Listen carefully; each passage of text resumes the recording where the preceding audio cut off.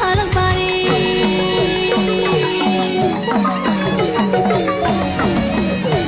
တို့အလူမဆွေလူလီသည်မရှိအောင်စီစဉ်ထားဖို့ကလက်ဖျားပါတယ်စီစဉ်ထားလိုက်ဖို့ကလက်ဖျားထားလောက်ပါ